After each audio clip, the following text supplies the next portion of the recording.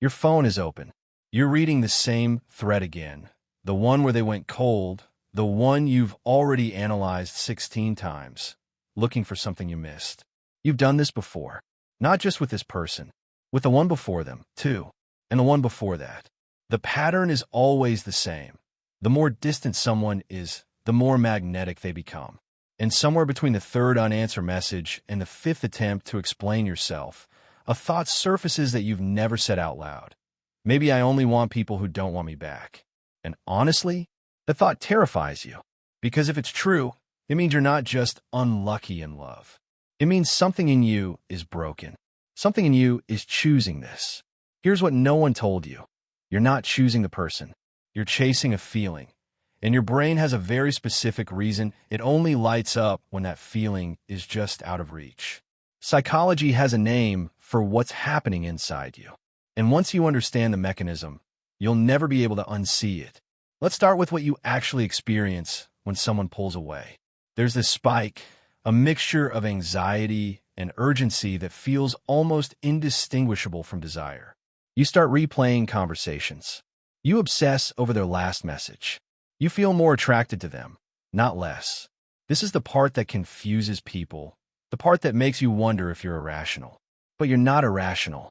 You're responding exactly the way your nervous system was designed to respond, to unpredictability. Neuroscience calls this intermittent reinforcement. It's the same principle casinos use. Not consistent reward, not consistent rejection, random reward. Because when outcomes are uncertain, dopamine doesn't just release when the reward comes. It spikes hardest in the anticipation phase. The waiting, the wondering, the almost.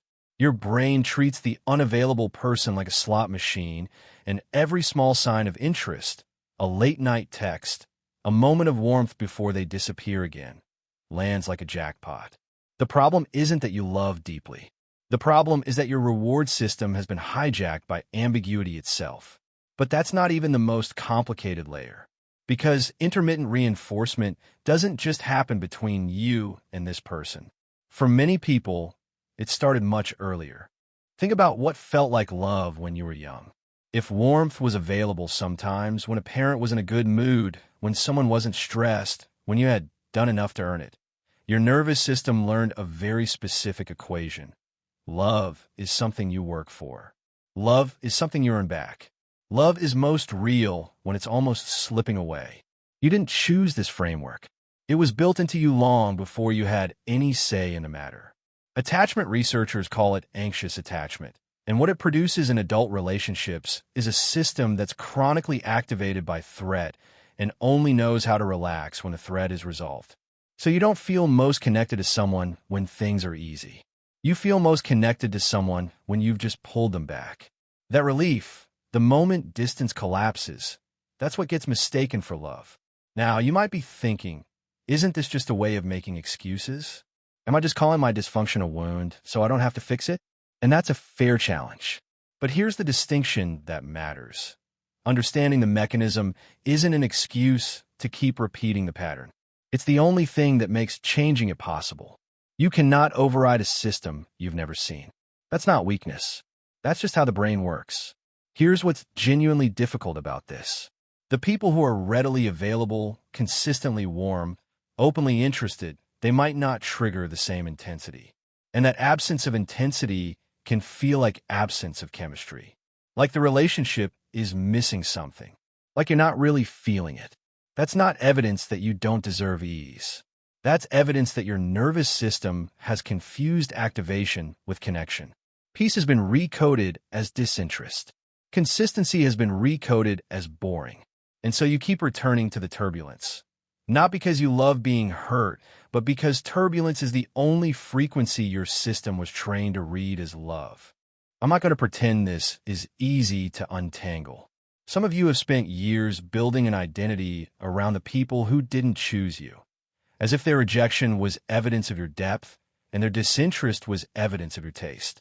And that story is painful to let go of because it made the loss mean something. But here's the truth it's harder to sit with. Their unavailability never said anything about your worth. It said something about their capacity, and your pursuit of them wasn't evidence of how deeply you love. It was evidence of how long you've been trying to resolve something that was never yours to fix. You didn't develop this because something is wrong with you. You developed it because you were trying to make sense of a world where love came with conditions, and you were very, very good at adapting. If you recognize yourself in this, there's likely a whole architecture underneath the surface you haven't fully mapped yet about what you believe you're allowed to want, about which emotions you've learned to shut down before anyone can see them. That's what the next video starts to get into. If you don't want to miss it, subscribing takes 3 seconds, and the next piece might be the one that changes something.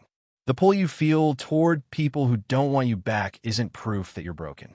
It's proof of how long you've been working with the wrong map.